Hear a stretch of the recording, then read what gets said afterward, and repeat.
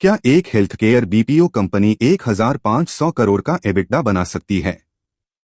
साजिलिटी ने कर दिखाया है।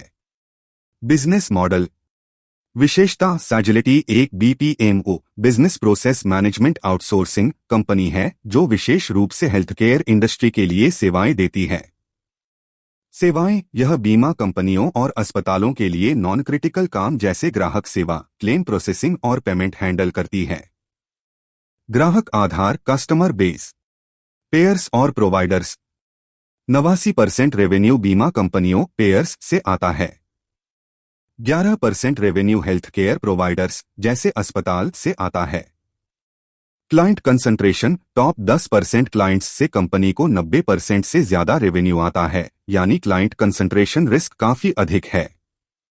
अधिग्रहण एक्विजिशन ब्रॉडपाथ का अधिग्रहण अमेरिका की समान सेवाएं देने वाली कंपनी ब्रॉडपाथ का अधिग्रहण किया ताकि ग्राहक आधार और मार्केट प्रेजेंस बढ़ाया जा सके। Q1 प्रदर्शन और FY26 आउटलुक Q1 FY26 में मजबूत प्रदर्शन कंपनी ने पहली तिमाही में शानदार नतीजे दिए हैं, जिससे पूरे साल के लिए भरोसा बढ़ा है। FY26 के लिए सकारात्मक दृष्टिकोण अमेरिकी हेल्थ केयर सेक्टर में दबाव होने के बावजूद कंपनी ने मार्जिन गाइडेंस को लेकर पॉजिटिव आउटलुक दिया है। बिजनेस ड्राइवर्स मुख्य कारक क्लाइंट्स पर लागत का दबाव अमेरिका के हेल्थ केयर सेक्टर में कंपनियों पर मार्जिन और लागत का दबाव है, जिससे वे साजिलिटी जैसी कंपनियों की मदद ले रही हैं। नॉन डिस्क्रिशनरी सर्विसेज साजिलिटी की सेवाएं ग्राहकों के लिए आवश्यक कोर हैं, यानी इनकी मांग बनी रहती है। वित्तीय प्रदर्शन फाइनेंशियल परफॉर्मेंस राजस्व वृद्धि FY23 में 4,200 रुपये करोड़, FY25 में 5,500 रुपये करोड़। एबिटडा में सुधार FY23 में 1,000 रुपये करोड़ से बढ़कर FY25 में लगभग 1,500 रुपये करोड़। एबिटडा मार्जिन 24% से बढ़कर 26% हो गया है। स्टॉक प्रदर्शन स्टॉक परफॉर्मेंस लिस्टिंग और चाल 2024 में 30 रुपये के IPO प्राइस पर लिस्ट हुआ। शुरू में 55 रुपये तक गया, फिर 37 रुपये तक गिर गया। वर्तमान में 46 रुपये के आसपास कंसोलिडेट हो रहा है।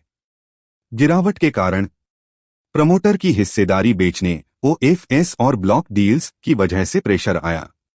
साथ ही महंगी वैल्यूएशन भी गिरावट का एक कारण रही।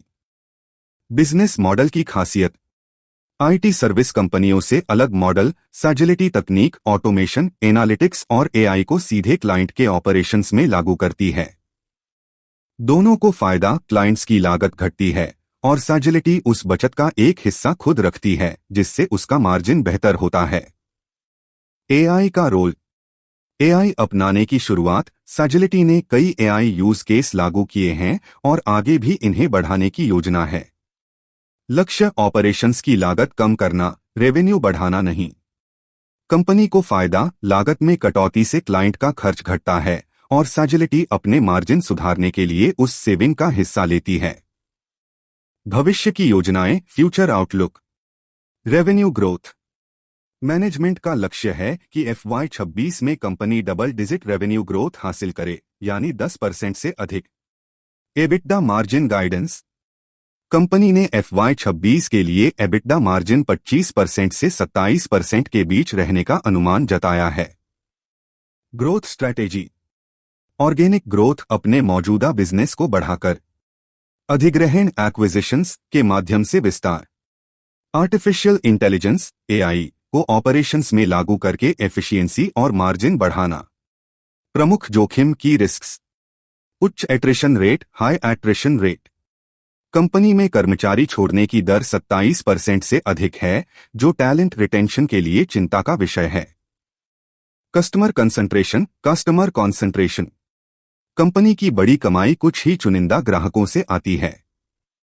यदि कोई बड़ा क्लाइंट कॉन्ट्रैक्ट तोड़ता है या बिजनेस घटाता है तो कंपनी पर बड़ा असर पड़ सकता है। नियमों में बदलाव रेगुलेटरी चेंजेस हेल्थ केयर और डेटा प्राइवेसी से जुड़े नियमों में बदलाव कंपनी के बिजनेस मॉडल को प्रभावित कर सकते हैं, खासकर अमेरिकी मार्केट में।